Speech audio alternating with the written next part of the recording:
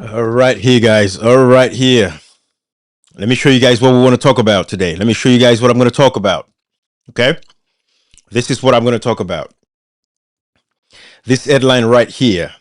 This is the Twitter page of the current illegally occupying chairman of the Heads of Authority of West African States, Julius Maada Bio of Sierra Leone.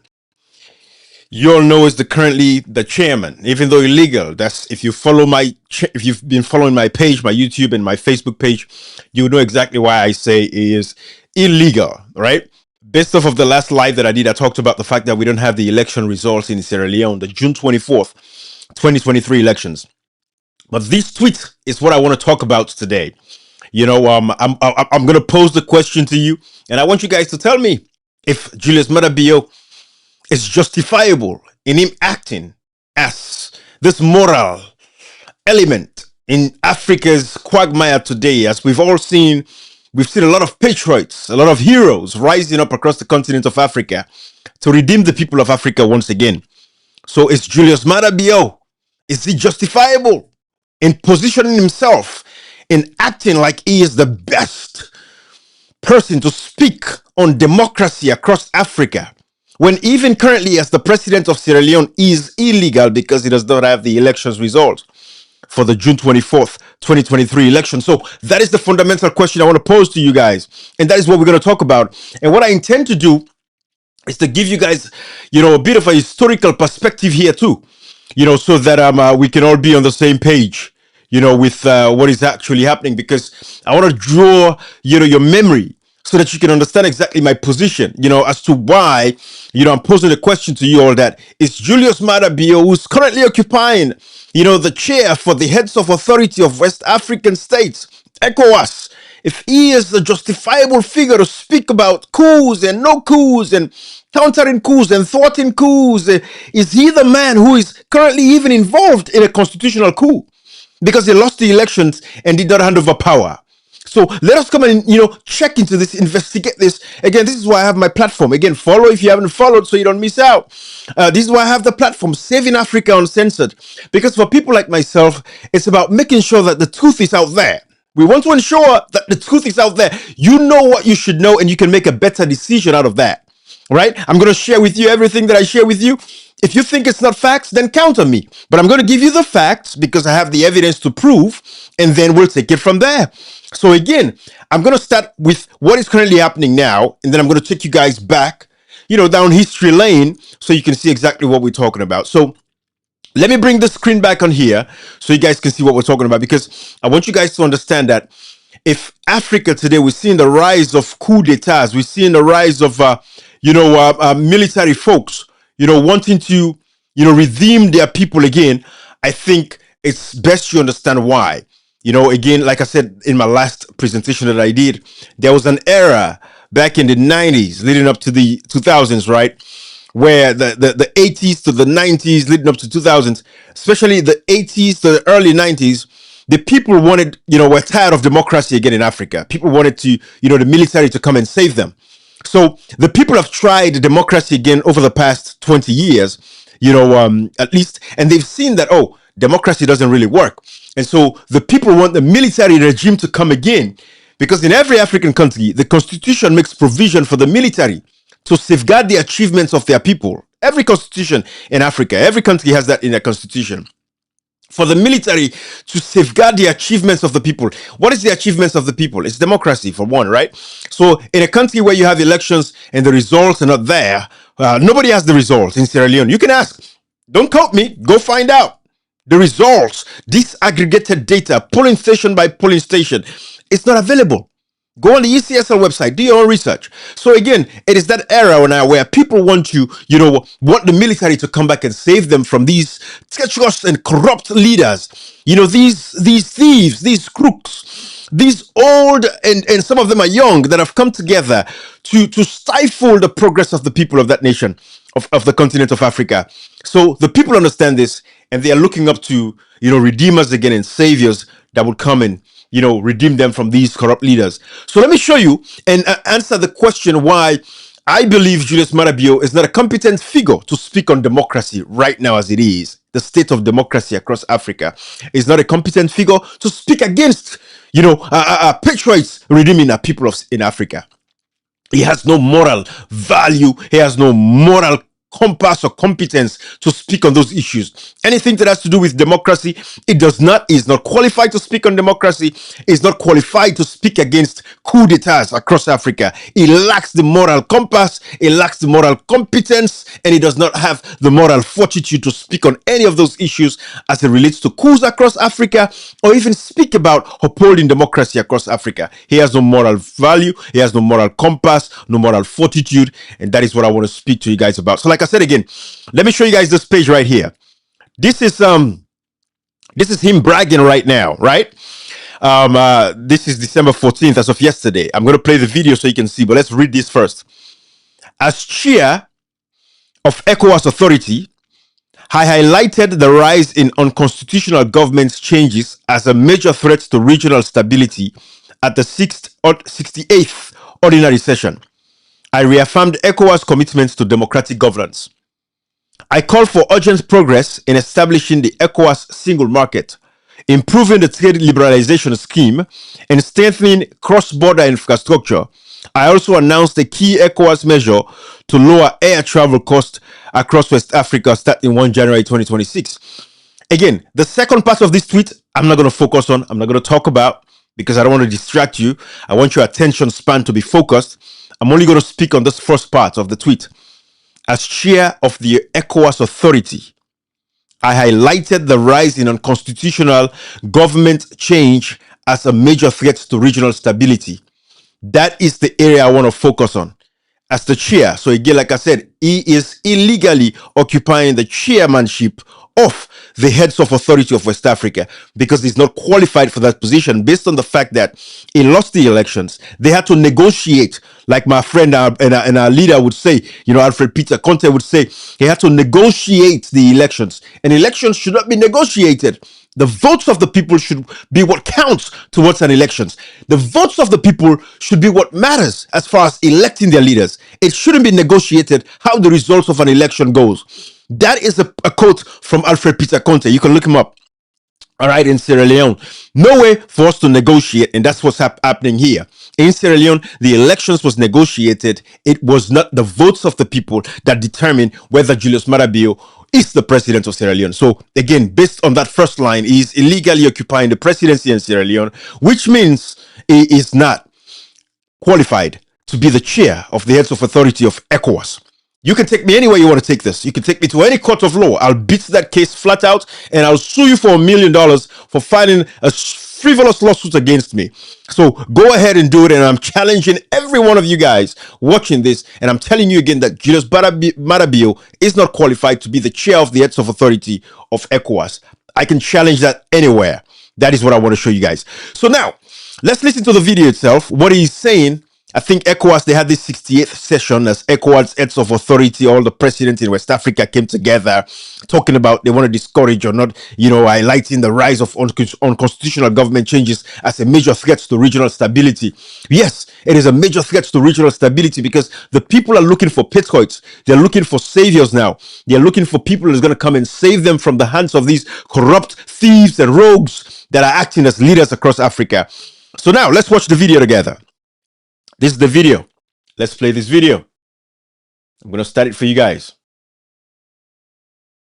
Your Excellency Bola Ahmed Tinubu, President of the Federal Republic of Nigeria, ably represented by the Vice President, Your Excellency Dr. Umar Aliyu Toure, President of the ECOWAS Commission, Your Excellency Mahmoud Ali Yusuf, Chairperson of the African Union, ably represented also, Your Excellency Dr. Leonardo Santos Simao, Special Representative of the UN Secretary General for West Africa and the Sahel, Excellencies, colleagues, heads of state and government, distinguished ladies and gentlemen, Today we meet at a moment when the past 50 years of regional history converge with the demand of our time. This 68th ordinary session is a defining moment for ECOWAS, a turning point for the future of over 400 million West Africans. 50 years ago, our founding fathers imagined a community anchored in solidarity, cooperation, and collective progress. As we mark this golden jubilee, we are called to renew that vision with clarity, courage, and above all, unity. I wish to express my profound appreciation at this juncture to His Excellency President Bola Ahmed Tinubu, his government, and the people of the Federal Republic of Nigeria for hosting us with warmth and for Nigeria's enduring leadership within our region. I also recognize their excellencies, Mr. Mahmoud Ali Yusuf and Dr. Leonardo Santos Simao, for their steadfast partnership and shared commitment to peace and stability in West Africa and the Sahel. Our community's 50th anniversary is not only a celebration of our journey, it is also a tribute to the resilience of our citizens, the traders who build regional commerce, the farmers who fed nations through hardship, the women who held community together, and the young people whose courage and creativity continue to define our future. I assumed the chairmanship of the ECOWAS Authority with humility and determination, committed to advancing an ECOWAS that protects the dignity, security, and prosperity of all its citizens. This session is therefore an opportunity to take stock of where we are, confront the realities before us, and chart a future for the next 50 years, a future worthy of hope of our people. West Africa faces some of the most complex and evolving threats in its history. Terrorism, violent extremism, organized crime, and communal conflicts continue to destabilize communities and undermine development. The situation in the Sahel remains particularly grave. Instability in one nation is instability for all. No border can insulate us from violence or fragmentation. The courage of our defense and security forces deserve our utmost admiration. Yet, terrorist networks continue to exploit fragility and attempt to expand their influence. Our response must therefore be united and uncompromising. Security is not only a military obligation, it is a human imperative, essential for protecting families, livelihoods, and the dignity of our citizens. We must strengthen collective action, integrated intelligence systems, coordinated border operations, and the operationalization of ECOWAS standby force for counter-terrorism. Our ministers of finance and defense are advancing modalities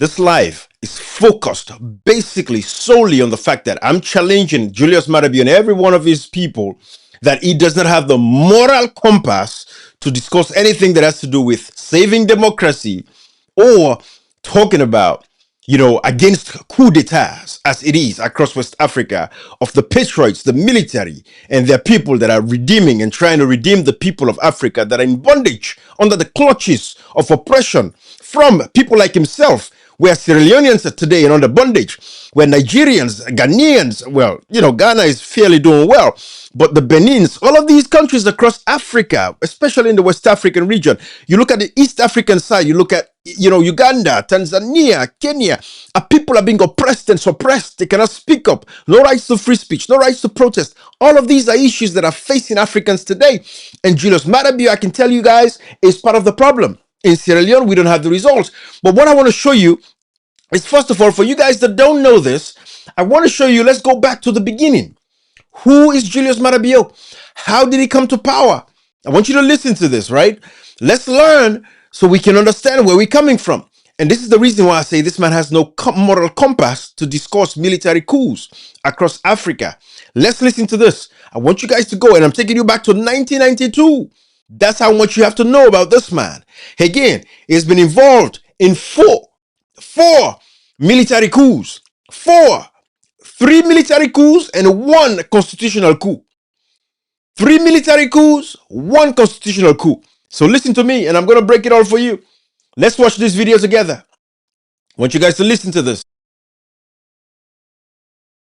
This is the story of Valentine Stresser from Sierra Leone, who at the age of 25 found himself as the newly installed leader of a nation of 4 million people and the commander-in-chief of a fractious and impoverished army.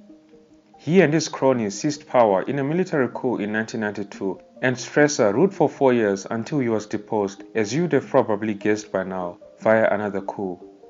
How this 25-year-old came to be a head of state is unusual even by the experience of African dictatorships. In this episode of African Biographics, we look at Valentine Stresser's improbable rise to executive power and his sad fall into abject poverty.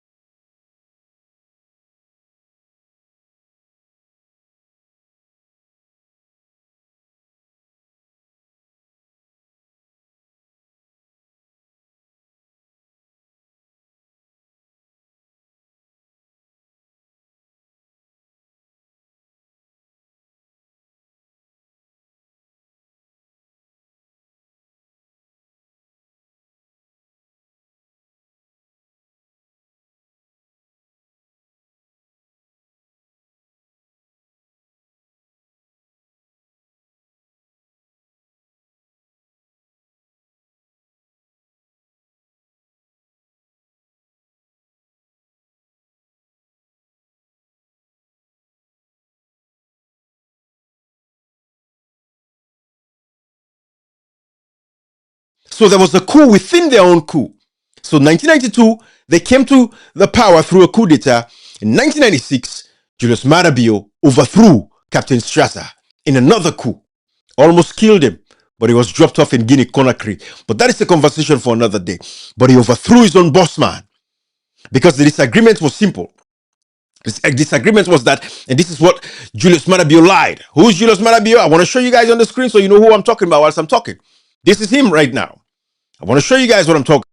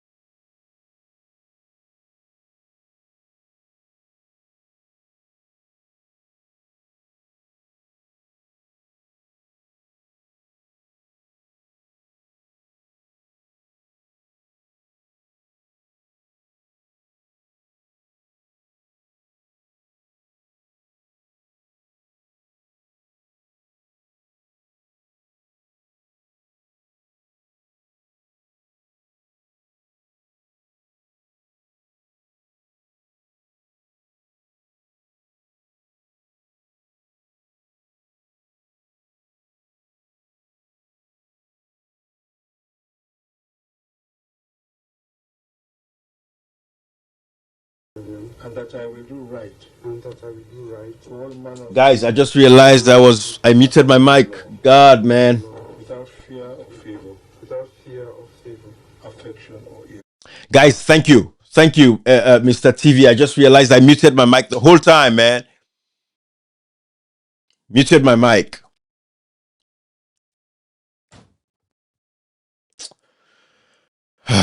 Okay, no problems. This has always been happening, guys. And the reason is because my son wanted to say something to me, so I kind of muted my mic and I forgot about it. But again, everything I was saying in a nutshell is the fact that I'm making a case to you that this Julius Maada Bio, this is him in 1996. This is him in 1996 when he was swearing the oath of office after he overthrew Strasser. His leader in the 1992 coup d'etat that I shared with you guys. All right. So again, this is the 1992, coup d'etat that I shared with you all.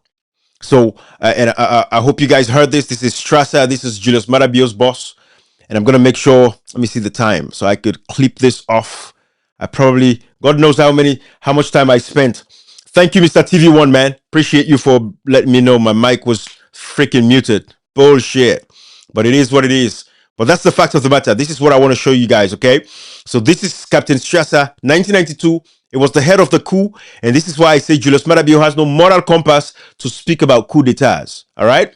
And this is Julius Maada Bio when he overthrew Strasser, the previous guy that I just shown you. This is Julius Maada Bio now, who is posing as the chairman of ECOWAS, the heads of authority of ECOWAS, posing there as this man who has the moral compass to speak about democracy. He has no moral compass to speak about democracy. This man is currently illegally occupying office, like I said earlier, and therefore he is not competent to speak about democracy under no circumstances. He's not representing us. He's not representing Sierra Leone, and he's not representing Africa to the world. I want that to be made very clear. Again, this is Strasser. I played that video for you guys. You heard that. This is Julius Marabio. Let's get there. This is where I want you guys to see. And I would cut off that other area. I will clip this and share the video again. Sorry about the sound that I messed up there. All right. Okay. Now listen to this. Listen to this. Let's listen to this. And that I will do right. And that I will do right to all manner of people. To all manner of people. According to law. According to law. Without fear or favor. Without fear or favor. Affection or ill will. Affection or ill will. So help me God.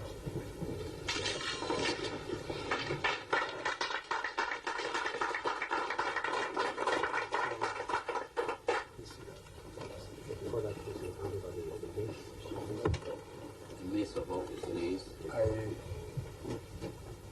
congratulate you on the assumption of the office of head of state of this beloved republic. I wish for you every success in the discharge of the duties, of the onerous duties of the highest office in the land.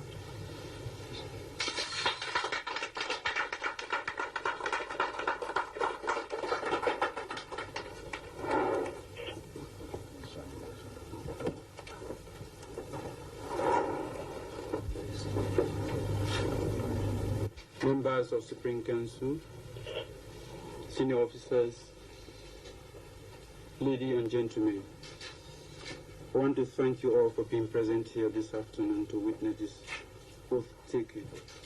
And I want to assure you, the Chief Justice, and members present here and this whole country, that I will do my utmost to serve the interests of this country at this very difficult time.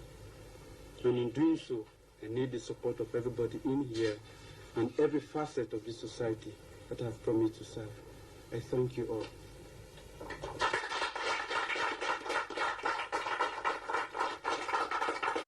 That is a room that is full of crooked people. But by the way, I want you guys to see that. If you're an African or wherever you are in the world, I want you guys to see that and know that this is why I tell you that Julius Marabio has no moral compass to speak on coup d'etats across Africa or anywhere in the world. This is a man who's been involved in 4 coup d'etats, like I said earlier, when my mic was kind of muted there. 4 coup d'etats that he's been involved in. 1992 coup, which I've shared with you guys.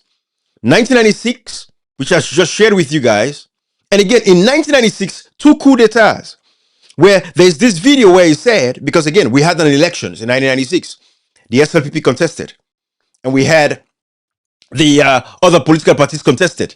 That election was won by the UNPP, United National People's Party. They had a symbol of the lamp. Excuse me, the people call it unlamp. You know, the lamp, like a lantern, you know, that you can, use, kerosene and, with some wick and light it so you can, Africa, right? How there's no electricity. So you use the lantern at night to read and provides some form of light, for you. So that was the symbol of that political party. That was the political party that won the elections. But because Julius Marabio was the one who presided over the elections, they rigged the elections.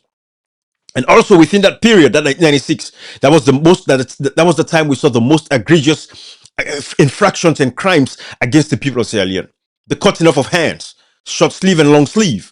Because they said, oh, you want to vote? Okay, because you want to vote, we're going to cut off your hands. This was under the reign of this man called Julius Marabio. I'm not making this shit up. I'm not making this shit up. This was under this rule of this man. And you would ask me, well, how did you guys let this guy become president again after all those atrocities? Well, that's another conversation. We can go and talk about Ernest Bai Koroma, who was the president before 2018 that allowed this man to contest elections in Sierra Leone. After all the egregious infractions that this man committed, involved in the 1992 coup, as I've shown you guys. This is the 1992 coup. It was part of it. Strasser is his boss. Strasser is his boss. And he was part of the 1996. He overthrew this man, Strasser, in 1996. That's what you just watched there. And in 1996 again, it said, I wore kind of green. But I knew where I stood for the SLPP to come to power. He rigged that elections as well. And he said it on camera. When somebody tells you, I know the kind of green that I wore for this party to come to power, I wouldn't say it now, but I have the video. I'm not even going to play that. I'm going to hold that. I'm going to hold back on that one. Because I want you guys to know that when I'm speaking from a place of authority and from a place of, having the facts to bear everything I say. So those were 3 coups. And now in June 2023, we had an election in Sierra Leone. And the man subverted that coup. Connived with the ECSL. To this day, we don't have the results of that election in Sierra Leone. So when I speak from a place of authority. I know what I'm talking about. I'm not making shit up. All right? This is not personal. This is about protecting democracy. This is about protecting Sierra Leone's reputation. This is about protecting my people that are vulnerable today. My people that cannot speak for themselves across Africa. So when you have these people like Julius Marabio acting as, the chairman of the Heads of Authority of West Africa, I want you to know he has no moral compass to be occupying that position. He's not qualified for that position. He has no moral fortitude to speak against coups across Africa. Let me play a video of a brother of ours who speaks about what is actually happening within ECOWAS and all this nonsense that is going on. I want you guys to listen to this. Listen to Brother Jackson Hinkle. This is Brother Jackson. That he demanded the supporters of the coup to get out in the streets. Is speaking about the coup in Benin, the recent redemption of the Benin people, how Nigeria thwarted that. You all know what I'm talking about, and I'm going to get to using the word thwart. That's Julius Marabio's verbiage. I'm going to get to that, but listen to Jackson Hinkle here.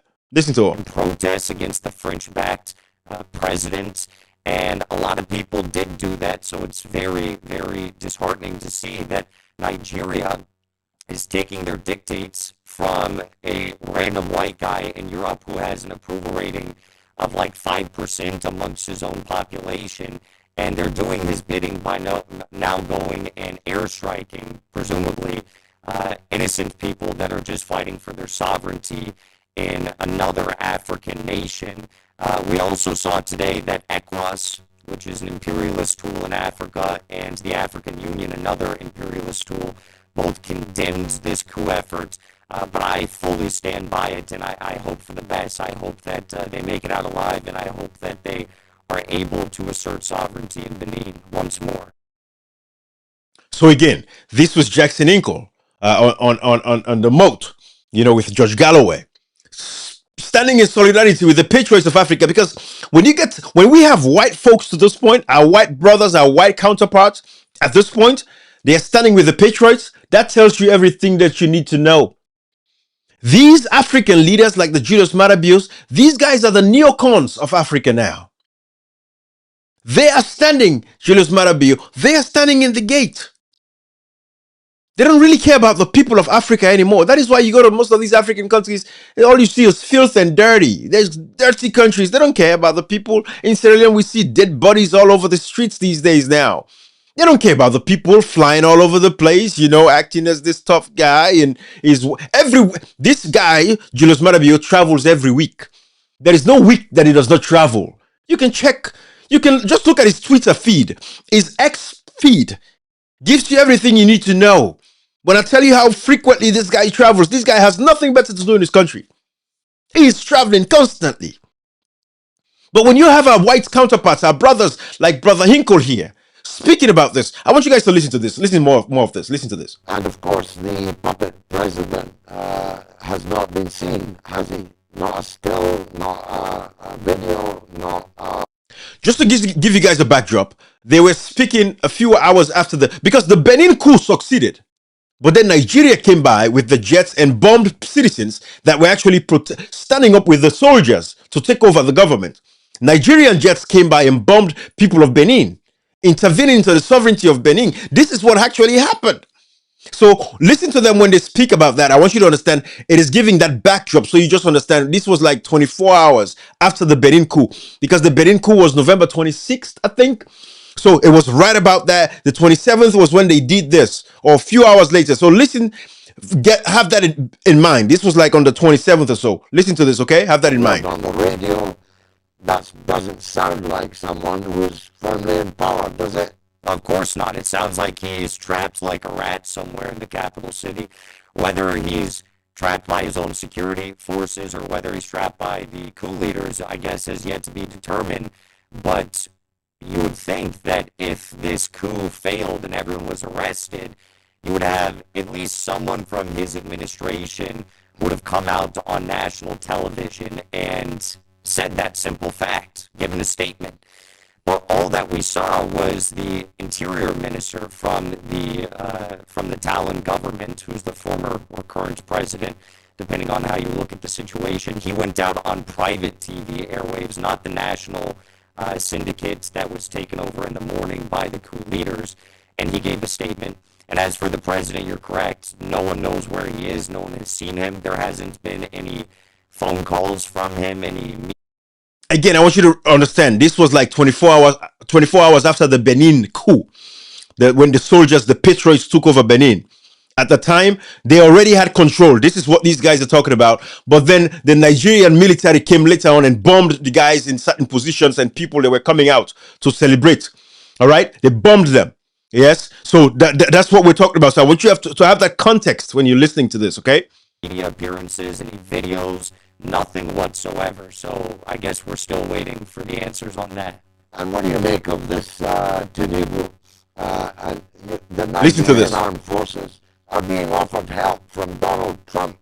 So difficult are they finding it to protect their own people from ISIS and its chapter there, Boko Haram. Exactly. So the Nigerian military can be spared to go and attack their neighbor, but they can't keep peace and stop ISIS in their own country. Thank you. What kind of president is that? Well, it's a good question. I mean, Tinubu has very long-standing ties in the United States. Max Blumenthal and David Hundeyin, the latter is a Nigerian journalist, very famous, did a brilliant piece on Tinubu in the Gray Zone. Everyone should read it, about Tinubu's ties to cocaine trafficking networks in Chicago in his earlier years. So this is the type of guy that we're dealing with, in bed with the CIA, in bed with all these drug narco trafficking units. But of course, the West backs up the real narco terrorists like Tinubu, Of course. who, as you point out, are ignoring, I would say, Yeah. the assault on their sovereignty by Western-backed terrorists like Boko Haram. Also now JNIM, another terrorist organization linked with Al-Qaeda, has also entered into Nigeria. They have been causing a lot of chaos in Mali, Burkina Faso, and Niger the past few years. And what is the goal here? Well, the goal is to try and take as many of the resource-rich regions in these countries, in particular in Nigeria, and the U.S. will cry foul. They'll say that Christians are being genocided, even though Christians and Muslims are being killed in both very high rates. Actually, far more Muslims are being killed than Christians in Nigeria. And then Eric Prince or some other private military contractor will get to send in their mercenaries to Nigeria, and they will take up all of the resource. I want you guys to listen to this analysis, right? So you can understand exactly what is actually happening. All right? Listen to this attentively. Land, the mineral-rich land, the gold-rich land in Nigeria, and illegally steal all of the resources. As for the question of why can't he do anything about this threat in his own country, Nigeria, but he launches all these airstrikes or these planes in Benin the moment there's a coup, there's a simple answer for that. President Macron of France gave a call to Tinubu today under the guise that there was a new offensive led by the Boko Haram terrorists in Nigeria.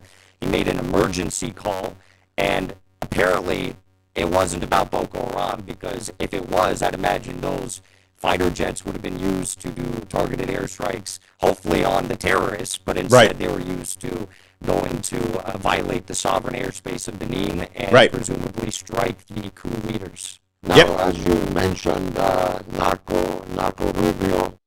I wanted you to listen to that. I want you guys to have that perspective in mind. So thank God for our brothers like these that are actually stepping in line, to condemn these African leaders today. Because Benin, the patriots succeeded, but the Nigerians sent their jets to bomb these guys, and that was why. So you see, they've gotten to that extreme. But I'm sure the patriots would look at that and learn their lessons moving forward, because that was something they did not expect. That's why they got taken aback. And that's why, the coup in Benin did not succeed. Because the patriots, did not know that another country would send their jets to attack them. The military already had control. But because they sent the jets of Nigeria to dissuade the coup, that was why these patriots did not succeed. But I wanted to tell you guys, so you guys understand, that when you see this man right here, Julius Maada Bio, acting as the saint. No, he's not. Who's currently chairman of Heads of Authority of West Africa, going around the world preaching about democracy. No, he has no moral fortitude to speak on democracy. This is a man who himself is illegal in his own country. Today, June 24th, 2023, elections was rigged. I'm not making these things up when I speak on these. These are statements of facts. The elections was rigged. The June 24th, 2023 elections was rigged. Facts. And this was let me share this with you from DW. This was something they shared, and I want to share this with you guys as well. I want to share this with you. This was a post from DW, okay? Let's see this together. All right. This was France helped Benin foil a coup attempt over the weekend. I want you guys to see this. This was from DW Africa, Deutsche Welle Africa, right? France helped Benin foil a coup attempt over the weekend. A senior aide to President Emmanuel Macron said Tuesday. Revealing Paris' discreet role in the regional response, Macron coordinated with West African leaders, and at Benin's request, France provided surveillance and logistical support to the Beninese military. The coup attempt began Sunday when soldiers seized the national TV station and announced President Patrice Talon's removal. Loyalist forces, backed by Nigerian airstrikes and troops, quickly regained control. The incident comes amid a series of coups across West Africa that have eroded French influence in former colonies, including Mali, Burkina Faso, and Niger. A successful coup in Benin would have been another setback for Paris. Guinea-Bissau also experienced a coup in November after disputed elections. So this is the reality of what is actually happening.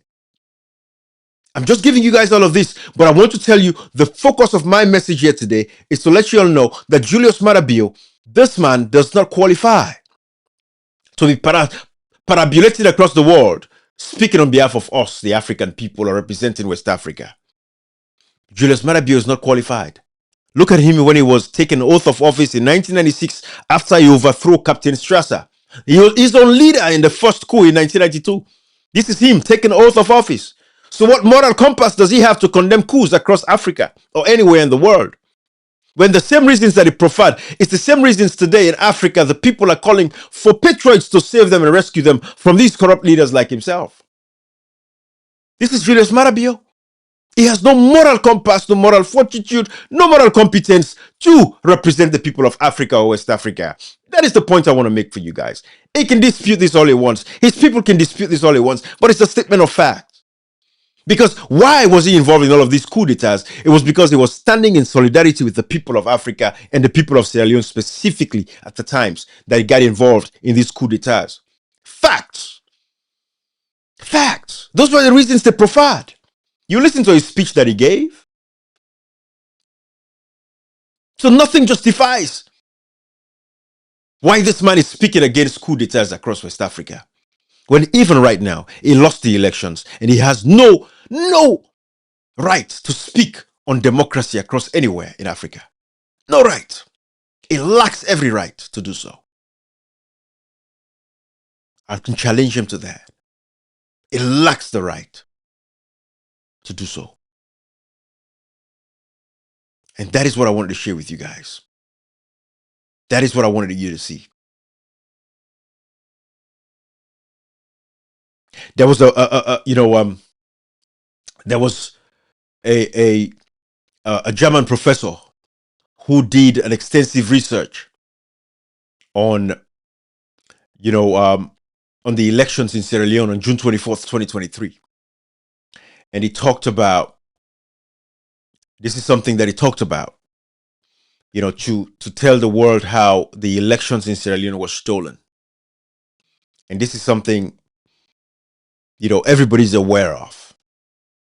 And I try to reference, these guys, because a lot of times, we as Africans, we tend not to believe ourselves as much as the way we believe, what white people say about certain issues, right? Because tribalism and nepotism has destroyed, a lot of times the positions that a lot of us hold. Because in Africa, for a lot of people, if you hear them speak up against the regime, it's because they have their interest, right? That is the difference with people like myself, because it is not about my interest at the end of the day. It's about the interest of the country, right? That is the focus. That is what I'm looking at. It's not about because I have a stake in a political party.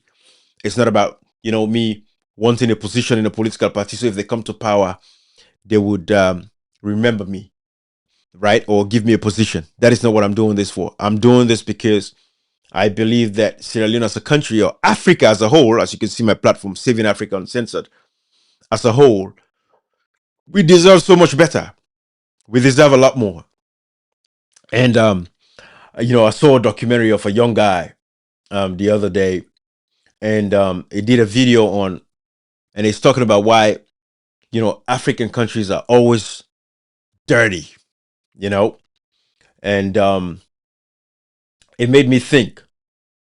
And this is why we do what we do, because we know that our people, do not deserve to live the kinds of life, or some of what they're exposed to as it is. So I'm going to share this video with you all real quick, because I want you all to see it. When this guy did this presentation about why is African nations, and even across other African countries, not in the continent of Africa, why they are so filthy. I want you guys to see this for yourself. Very powerful presentation done by this brother. His name is Bantu City Diaries. Bantu City Diaries. That's his channel. But this is what he did.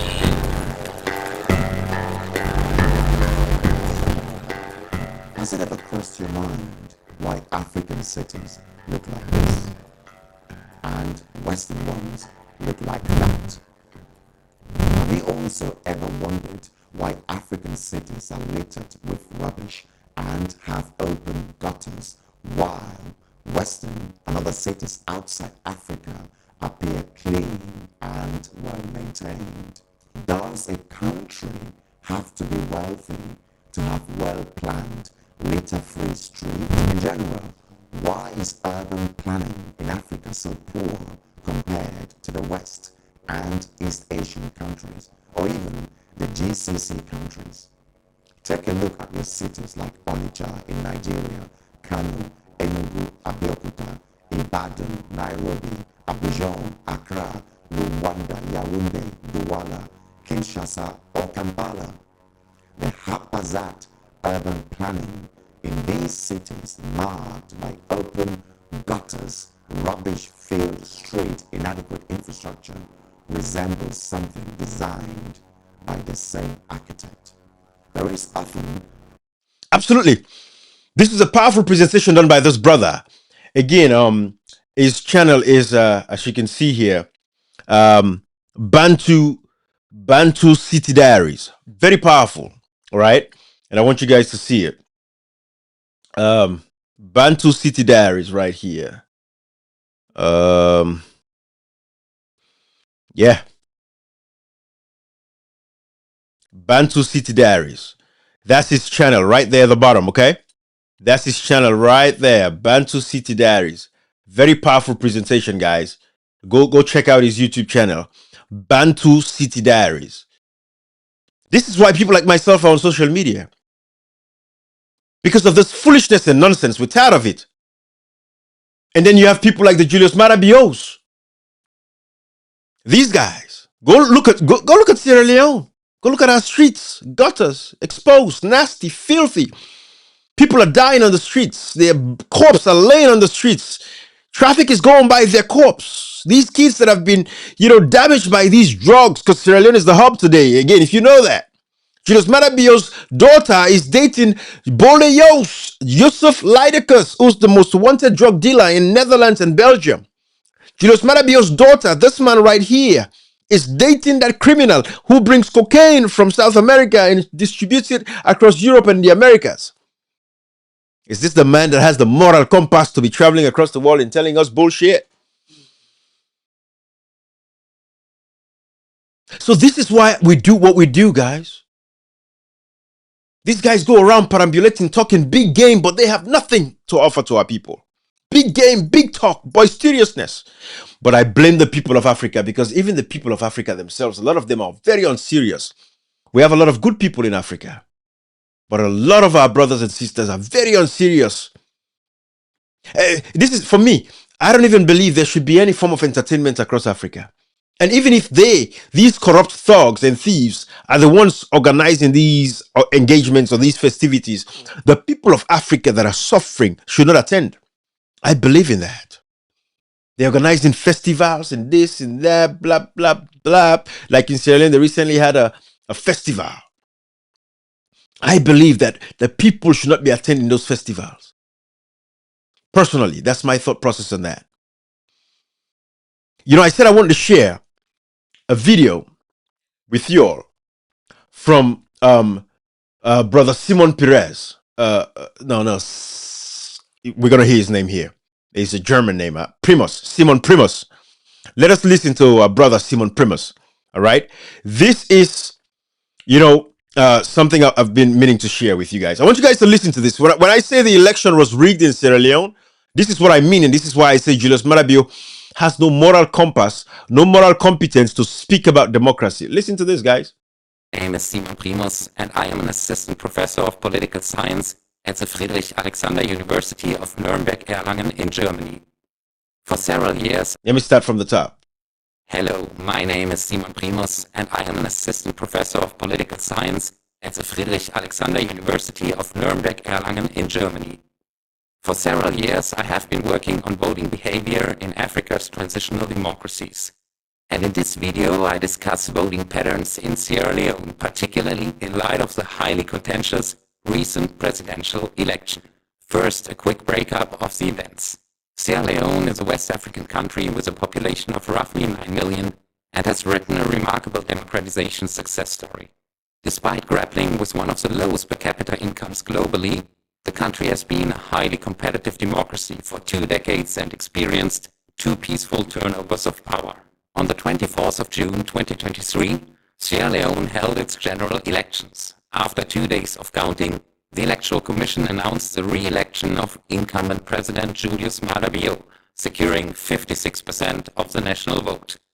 His victory was just above the crucial 55% threshold required to avoid a runoff against opposition candidate Camara. Yeah. As often in transitional democracies, the winner is celebrating and the loser is crying foul.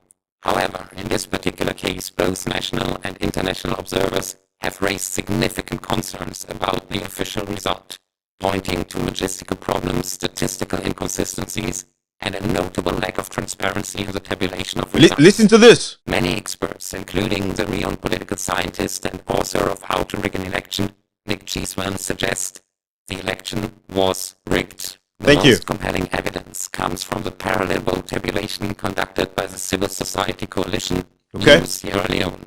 In the past 3 elections, the PVT has accurately Primus, and I am an assistant professor of... All right, guys. I want you to hear that for yourself, okay? So when I tell you that this man right here, Julius Madabio, has no moral competence to speak about democracy, that is what I meant. The elections in Sierra Leone were stolen. Therefore, he is not qualified to represent Sierra Leone, is not qualified to represent all the other heads of authority of Africa, especially West Africa, ECOWAS. He is not competent to speak against any coup d'etats across Africa because the evidence is there to bear. This man has been involved in coup after coup. I've shown you guys the evidence. It is very clear there. No questions asked. This is him in 1992, 1996, taking the oath of office after he overthrew Strasser in the very first coup d'etat. In the same 1996, it said I wore kind of green, and I was the one who knew what kind of green that I wore that brought the SLPP to power. And then on June 24th, 2023, it rigged the elections. It is very clear. ECOWAS knows, everybody knows, but they allowed him to continue to be there. And above all, the useless, feckless, futile, foolish, stupid, and nasty opposition allowed him to stay in power. That is why he continues to hold on to power illegally and unconstitutionally. Until then, guys, I leave it right here, okay? Thank you, guys. Bye-bye. Saving Africa Uncensored. All right.